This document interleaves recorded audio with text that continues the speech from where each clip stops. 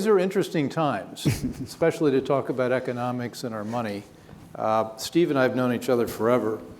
And 2 weeks ago, when we talked about our conversation, something like that, our 401k was just brimming. And we're feeling pretty good about getting on a plane and coming to San Diego. Well, that was 2 weeks ago. Well, it's changed. Here we are now. It's changed. But we're building on a solid economy, a terrific economy that we haven't seen in a long time, maybe ever.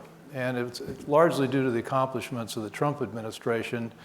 And I think to put everything we're experiencing right now in context, I want to talk with Steve about how we got to where we are 2 weeks ago. And then a little bit later on, we're going to talk about recent events and what that means for us. We're also going to be having a breakout session with Mark Skousen and John, anyway, we'll come back to me, at 1:30, and we're going to have a roundtable about this, big discussion. We'd like to have you all there because you may know more about some of the things that are going on, particularly with the virus than we do, so it'd be a great way to interact on that topic. Steve, welcome. Thanks for having me, Bill. Thanks for putting this great conference together, by the way. Isn't Bill a great chairman of this great organization? Thanks for everything you've done. So let me just kind of start by saying, you know, I saw the president a few weeks ago with my buddy Larry Kudlow. By the way, Larry's the best man at my wedding, so he's my best friend in the world. Isn't it cool that Larry Kudlow is the most important economist in the world today? Yes. I mean, that's pretty neat. And so we're talking with the president, and it's so interesting because it was almost exactly 4 years ago that Larry and I started working with Trump, putting this economic plan together. And I've been thinking about this, Bill, about here we are 4 years later, and I said this to the president. I said, this stuff is actually working better than I thought it would. It has been an incredible economic boom that we're living in. There is a big difference between a recovery and a boom. And by the way, we'll talk, look, the last 2 weeks has changed things a little bit, but I wanted to talk about how well the economy is done in the last 3 years, because it didn't happen by accident. This was a result of our policies. They really do work. So, and then Bill, why don't we just kind of have a conversation about this? Well, you worked on the tax policy with the administration when it came in. Yep. What were the key elements of that, and how's it played out? Sorry? The key elements of the tax policy. So, all right, well, let me show you, I'll start with that, and I've got a few charts, so I'm going to skip forward to that. We're an economist. We have just a couple of charts. This was the critical thing. The tax cuts, I say there were like 4 things we did. We did the tax cuts, we did the change in trade policy, we did the deregulation and the energy. So tax cuts were pretty fundamental. This is by the way, these are charts that I want to make available to everybody because they're a great way to argue with your liberal friends. But this is something we showed Trump. The blue line is just the highest tax rate in the United States over the last 50 years, and the red line is the share of taxes paid by the rich. And you can see, look, the blue line, so look what happened to Reagan. Is that amazing? We took the highest tax rate from 70 to 50, then down to 28%. That's a gigantic reduction. And the red line shows what happened to tax revenues paid by the rich. Isn't that amazing? It's like a paradox. As the tax rates went down, the share of taxes paid by the rich went up because the economy boomed, and exactly as we had predicted. That's called the Laffer curve effect, and it really does work. And then many of you have seen this. I'd love to just show this. My favorite quote from modern economics. It's John F. Kennedy. Is a paradoxical truth that rates are too high and revenues are too low, and the soundest way to raise the revenues in the long run is to cut the rates now? Can anybody think of a single Democrat alive today who believes that? By the way, if John F. Kennedy were alive today, he would be a Republican. He would be a Republican. There is no doubt about that. And so then this is you asked me about the tax cut. This is it, Bill. So the black line, this isn't, the black line on the top, that was the federal tax rate for the last 40 years under the United States, the federal and state rate. And the green pillars you're looking at, those are the declines in the rates that were charged by all the countries that we compete with. That's China and India and Mexico and Europe and Australia and all the major countries we compete with. And we showed Trump this and we said, look what's happening, sir. All these other countries are cutting their rates. They're involved in kind of Reaganomics. And the reason they were doing this is cutting their tax rates, Bill, was to steal our jobs and our factories. So what did cutting the corporate tax rate do for investment, productivity, growth here in the United States? So it's a great point. So look at where we were in 2016, right when Trump came to office. We were at 40%, and the rest of the world was at closer to 20%. So it was almost like we were putting a 20%, the way we put it to Trump is that's like putting a 20% tariff on your own goods and services. Right? Who does that? That's just economic masochism. And we showed this to Trump. I mean, kind of great story, Bill. And we said to Trump, you know, we recommend that you cut that tax rate from 40 to 20% so that we're, you know, where the rest of the world 40 to 28, okay. From 40 to 20, because that would put us like, and it's such a classic moment. And Trump sits back and says, no. He said, I want 15%. That was the first time anybody wanted to cut rates more than Larry Kudlow and I. So we said 15. Interesting. That was the plan. And really, this is an interesting insight about Donald Trump. You've heard me tell this, but it's a great little story. So we said, okay, Donald, we called him Donald back then when he was candidate. Now we call him President Trump. And we said, if you want 15, we'll put it in the plan. And from that moment until we passed the tax bill on December 20th, 2017, Trump was always at 15. Every speech he gave, every declaration, every meeting he had with members of Congress, 15, 15. He even said to Paul Ryan and Mitch McConnell, don't even bother to send me a tax bill if it doesn't have that 15% rate. Well, it's December 17th, 2017. You all remember that we needed to get 50 votes in the Senate to get it passed. And remember, we only come up with 49 on Obamacare. And we're sitting there in the White House waiting for Mitch McConnell to come back to tell us if he had those 50 votes. And he walks right into the president. He said, Mr. President, I'm so sorry I failed you. I did everything I could. And I know you're going to be so mad about this. He said, but I failed you. I couldn't get you that 15% tax rate. He said, would you take 20%? And Trump kind of jumps out of his chair. I'll take that in the New York Minute. You know, he was so happy. And I learned something from that meeting, that if you want to understand Donald Trump, you have to read the book, right? What's his book? The Art of the Deal. And it's so interesting because I do believe, I always say, thank God Donald Trump did not listen to our advice and take 20. Because if we'd started at 20, we would have probably ended up at 25. So we ended up at 20. And now what's happening is we're just sucking in capital from the rest of the world. Bill, one statistic that's a great one that we should all use. Since we did this tax cut, remember we did something called the repatriation, where we let companies bring money back to the United States at a 10% tax rate. Bill, you know how much money we brought back? Over $1 trillion. Yeah, I was going to say a trillion. $1 trillion, folks. I mean, you don't think this stuff works? How many jobs can be created with $1 trillion? So that was one of the most important things that we did, I think. So what's been the, fast forward, it cut it, we brought back some capital, we brought back jobs. What's it done for productivity or? Well, let me show you what's going on with that, because I think it's, by the way, these are kind of fun ones, you know, in terms of whether there's been a Trump effect on the economy. Why is that not? Oh, sorry, I'm pushing the wrong button. Look at this. Remember, these are all the predictions that have you noticed lately that people are saying, because we've got this booming economy, have you listened to what the liberals are saying now? Right? How many of you heard them say this? It's the Obama economy, right? You know, that's what they're saying now. Trump just tweeted that out. Obama himself said that. Yeah, he tweeted it out last week. He said, now is he going to own this economy if it goes exactly. down? As soon as he said that, the market started to fall. But look at these predictions by people. You know, if Trump wins, there's a market crash. And this is my favorite one. A President Trump will destroy the world economy, right? This is what remember this? This is what they said during the campaign. Now we've got the best economy in 50 years, and so now they're taking credit for it. And I was asked recently, Steve, do you think that this is, when I was doing CNN, do you think that this is just the Obama effect? I said, yes, this is the Obama effect. It's the effect that Barack Obama is no longer president of the United States. That's why we have this great economy. But you asked me what's this is the chart I wanted to see. So look at this. This is one I showed to Trump just a few weeks ago. He was doing cartwheels in the Oval Office. This is what's happened to blue-collar jobs. Trump is a blue-collar, working-class president. We're the ones who represent the interests of the working class. They don't care about working-class Americans. And look at what's happened with mining jobs, construction jobs, and manufacturing jobs. 1.5 million new blue-collar jobs since Trump took office. That's an amazing one. And then you all know this. Our, quote, racist president has created the lowest black Hispanic, and Asian unemployment rate in recorded history. Does that sound like the policy of a racist? And then just, what has been the effect? This is my favorite one. Look at the small business optimism, folks. This was taken 24 hours. This poll, you see where the red line just goes straight up on that chart? That was 24 hours after Trump was elected. I still think he's got about a 65% approval rating among small businesses. Exactly. Yeah. And look at it. By the way, ask the people who do that poll at NFIB. They said they've been doing that for 50 years. They've never seen anything like that leap up in confidence, and it has remained positive ever since. And then the other one in the bottom corner, Bill, is how do American people feel about the economy? This is another poll that's been taken for the last 50 years.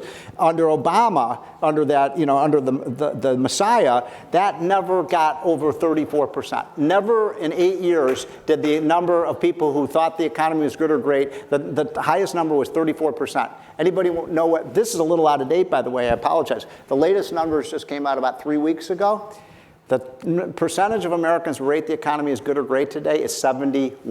71%. So there's been a real effect on the economy. We can get pretty wonky about fiscal monetary policy, trade policy, that sort of thing. But there's another policy that I think is important called rhetorical policy. The what? Rhetorical. Yes. I'm making this up as I go.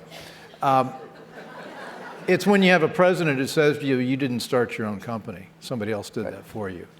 You tend to think, well, you don't think very good about it. Trump has come in, and what do you think just the effect, I know what I think, obviously, but what do you think the effect has been just talking up the economy, I think talking it's totally, up people?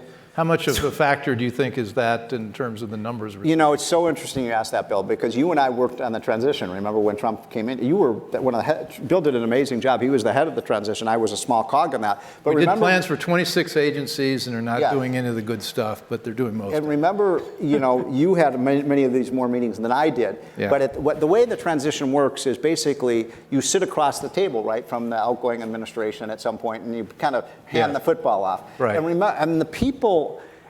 That's when I saw firsthand, the Obama people hated business, right? They really regarded their job as to block our businesses from succeeding. Yeah. And, you saw it firsthand. These were just left-wing activists who were running these agencies. When you put people in charge who actually want businesses to succeed. So when people ask me, Bill, what's the most important thing Trump has done? I think it's just the change, as you call it, the rhetorical effect. Yeah. It's the attitudinal effect. Now businessmen, how many of you in this room own or operate a business? A huge number of you. You're the spinal cord of the American economy. It makes a big difference when you change from having a community organizer to an actual businessman in the White House, right? That makes a huge difference. And I think that's the number one factor, that people know that this administration is going to hit them over the head with a billy club. And it was Obama who said, as you just put it, you did not build that. And that is just offensive to anybody in this room who has built a business, isn't it? It's offensive to say you did not build that. Pocahontas said it too. She said it too. Yeah, she said it too. So you've done a lot of work on regulation. What's life been like in the regulatory world with President Trump? By the way, let me just show you this. Yeah. This is a really cool one. This is maybe the most important reason Trump is going to win a massive re-election. This is middle-class incomes. I'm not talking about Bill Gates. I'm not talking about rich people like Warren Buffett or people like LeBron James or people like Bill Walton. I'm talking about middle-class median family income. Under Bush, I hate to tell you, it did nothing. Under Obama, it increased by $1,000 in 8 years.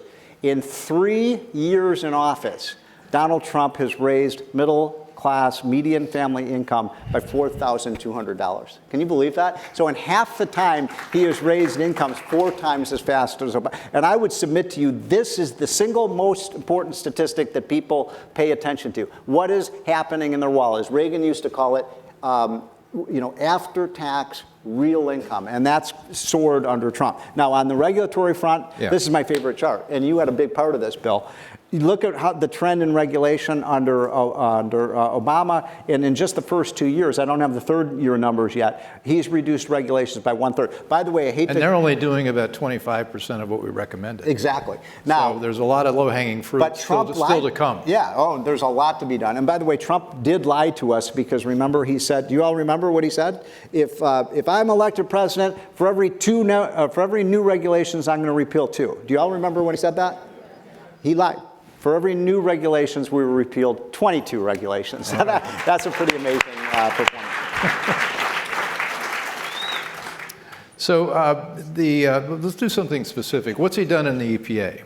Well, the most important thing he has done in EPA is shut down the war on coal, the war on oil, the war on gas. And by the way, I'm so glad you asked about this. I think one of the most important issues we need to hammer the left on every single day is this radical anti-fossil fuel agenda. We now in the United States have 9 million Americans who are employed in coal, oil, and gas. We have more oil and gas and coal than any other country in the world. Mm-hmm. The idea that we're going to shut this down, it's lunatic, right? I mean, that is the craziest thing I've ever heard. And I'll show you another chart on this, if I may.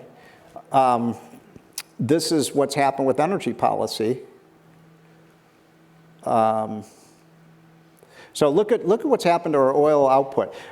10 years ago, we were importing $200 billion a year in oil and gas.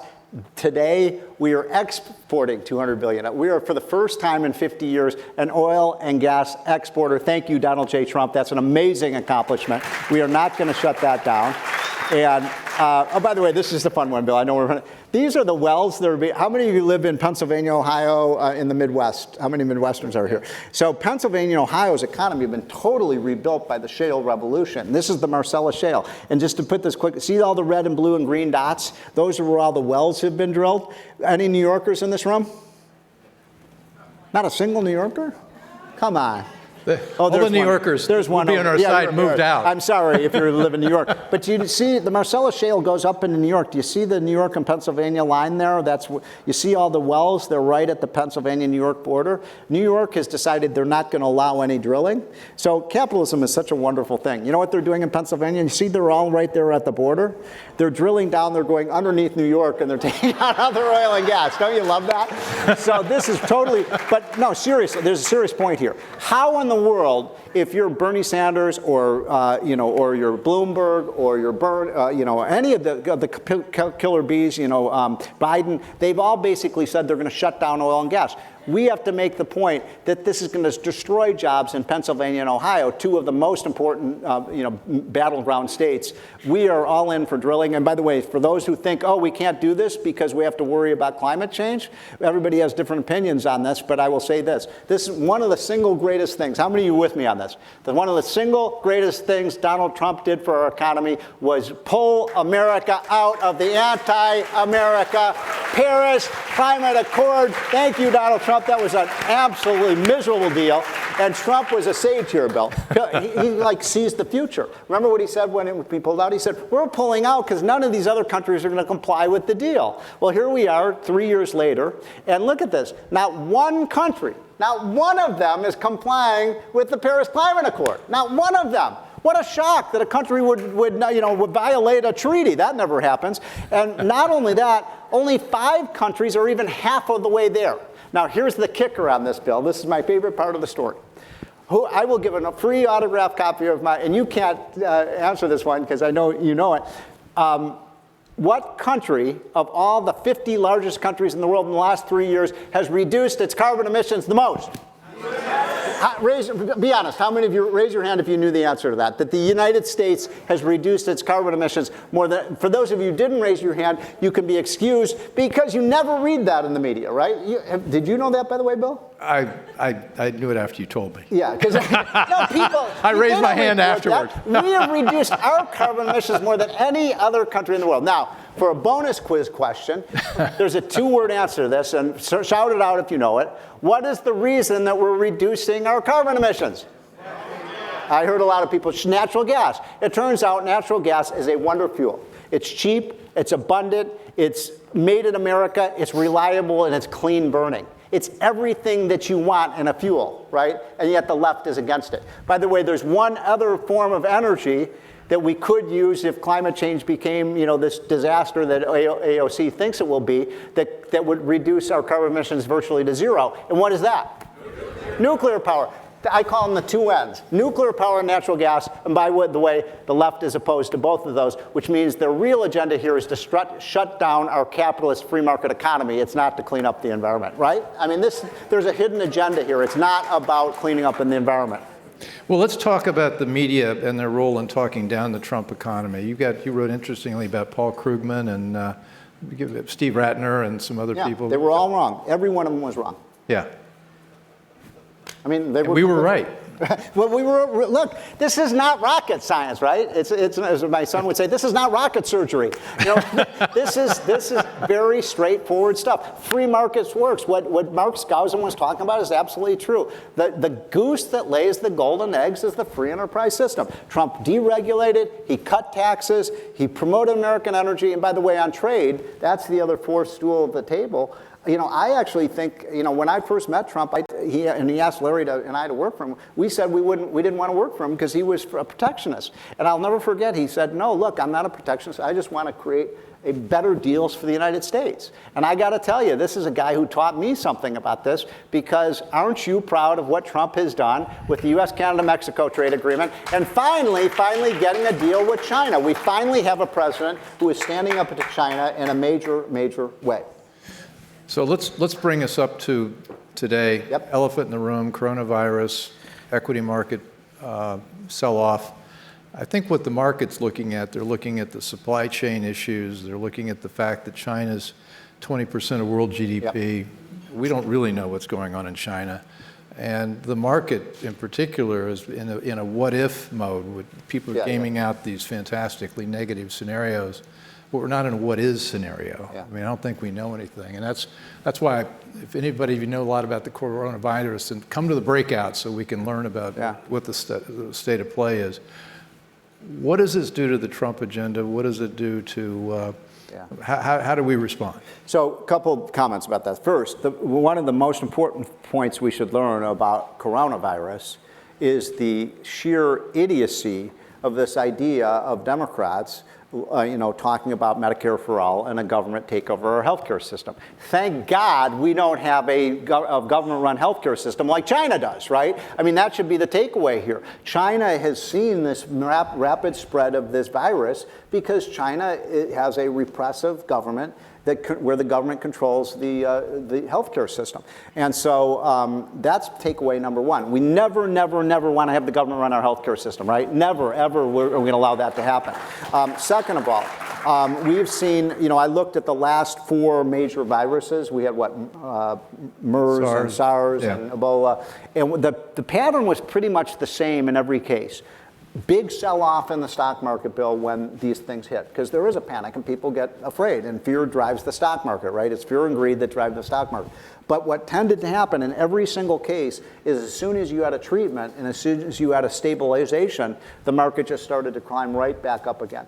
And I think there's a strong possibility that that's going to happen. What we don't know, Bill, what's unknowable is whether that's going to happen in 2 weeks or 2 months or, God forbid, 6 or 9 months, because we just don't know yet how severe this is. I will say this. Well, there have been about 26 market sell-offs since World War II. Yep. And the average decline's been about 13, 14%. And I think right now we're at about 10.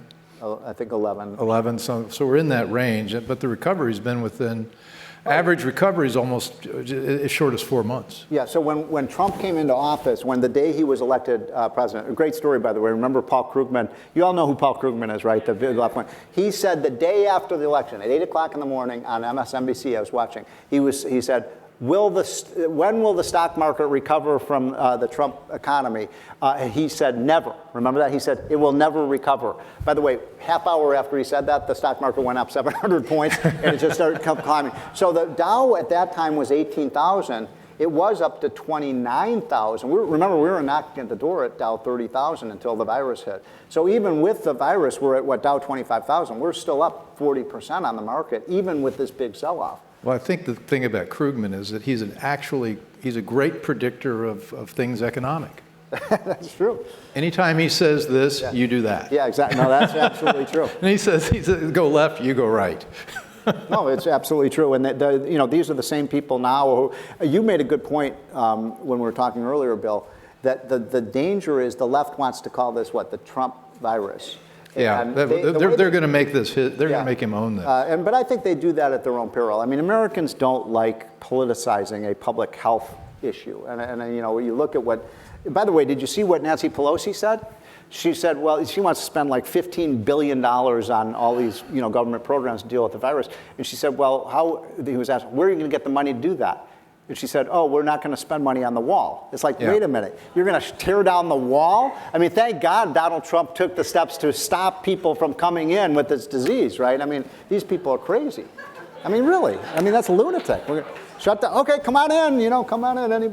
Yeah, we took a visit to the wall or the border this week, and it's astonishing because you see the barrier we have, and it's fine, but just up on the hillside beyond the barrier, before they had it, it was just an incredible slum that anybody could walk through. It was completely porous, and think about viruses and disease. That's Exhibit A for why we need the border. By the way, there is one thing that needs to be done from a policy point of view, Bill, that I feel very strongly about in response to what's happened in the last 2 weeks. As many of you know, that I was nominated by Trump to be on the Federal Reserve Board. I'm not that sorry I'm not on the board, except this week, because I would be shouting from the rafters, the Fed should have cut rates 4 or 5 days ago, as soon as this happened. So what we're seeing right now is a very, very steep decline in just like commodity prices, silver prices, copper prices, cotton prices, oil prices, gas prices are just falling like a stone, because what's happening is there's a big rush on the dollar. Anytime you have a big global crisis like this, people tend to buy two things. What are they? Gold and dollars, right? Because that's a rush to safety. So there's this massive demand for dollars globally right now, and the Fed is not accommodating. So when you have a huge increase in the demand for dollars and you don't do something, prices fall. That's a really dangerous thing. So the Fed should be doing something immediately. They should not wait until March. They should act instantaneously, and I think that would have a big effect in terms of stabilizing the economy. What are your friends in the White House saying right now? What's that? What's Andy or what's Larry saying right now? Oh, he's saying pretty much the same thing, that, look, we just don't know. You work together. You've written how many books together? Larry and I have done. I guess Art Laffer and you've done. Laffer and I have done 3. But Larry's basically saying we just don't know how severe this is going to be. It may just turn out to be another kind of bad flu. But he basically made the point the fundamentals of the U.S. economy really are incredibly strong right now. I mean, we are just sucking in capital from the rest of the world. The amazing thing is we've been growing at a time when the rest of the world isn't. So Europe is growing at less than 1%. Japan's practically in recession. Germany's practically in recession. China's economy is. Well, even before this virus, the China economy had fallen down to 1-2% growth. Which country? China. China. You never know with China because they lie about their statistics. Yeah. But they certainly were slowing down. And Germany, by the way, which has been all in on this green energy stuff, they've stalled out. They've destroyed their manufacturing sector. Everybody's looking at the United States. I mean, wasn't it amazing the reception that Donald Trump got in India? I mean, that was amazing. I mean, the people around they keep saying, I mean, I find this so ironic. The left says, oh, our standing in the world has fallen so much under Donald Trump. Everywhere he goes, he's treated like he's Mick Jagger, right? Everybody loves Donald Trump except the left-wing media in the United States. So what advice do you have for us about how to feel right now with what's going on with the equity market? First of all, let me say this. If the economy stays as strong as it's been for the last 3 years, and I think there's a high likelihood of that, then American people don't vote against prosperity, right? They could put Mother Teresa on that stage, and by the way, they're far from Mother Teresa. And Trump, I believe Trump is going to win a 40-state re-election landslide. Now, if it's Bernie Sanders as the candidate, then I think we could actually win 42, 44 states. I mean, it's amazing what could happen under that scenario. And, this kind of dovetails with what Mark Skousen was saying. The reason I'm for Bernie Sanders as their candidate is because let's have it out, right? Let's have the American people put side to side socialism and capitalism, because we know the American people will make the right decision. We do not have socialism in our DNA. It is a failure everywhere. It is a failure everywhere. By the way, let me show you a chart on that. I know we're running out of time, but this is kind of a fun one. It comes from a report we do every year at the this is so easy. I mean, this is just so simple, but it's such an obvious point. Freedom creates prosperity, and it creates better health and everything. So this is just, we do at Heritage every year this economic freedom index of the world. And this isn't complicated, right? Look at the most free countries versus the least free countries. And, the most free countries are the United States, Switzerland, and a few others. And the least free countries are countries like North Korea and countries like Cuba and countries like Venezuela. And look at this. I mean, by the virtue of the fact that we live in this great, great, great, great country, we actually have a 5 to 6 times higher living standard than people who live in these socialist countries. And by the way, we have better health. We Americans live 20 to 30 years longer than people who live in these socialist countries because they have terrible health, they have terrible education. Remember when Bernie Sanders said, oh, they have a great literacy system in Cuba? I mean, what the hell was he talking about? All they do is propagandize in that country. But the lesson here is you want to move left on the scale, right? I mean, I should say right, but you want to move towards freedom. And we want to move away from, from socialism, communism, Bernie Sandersism, whatever you want to call this stuff. And the tragedy is, and maybe since the lights are, blinking, I will maybe just end on this point, Bill. What we are paying a high price, ladies and gentlemen, for allowing the left to run our school system for the last 50 years. We are paying a very, very high price for that. And that cannot continue.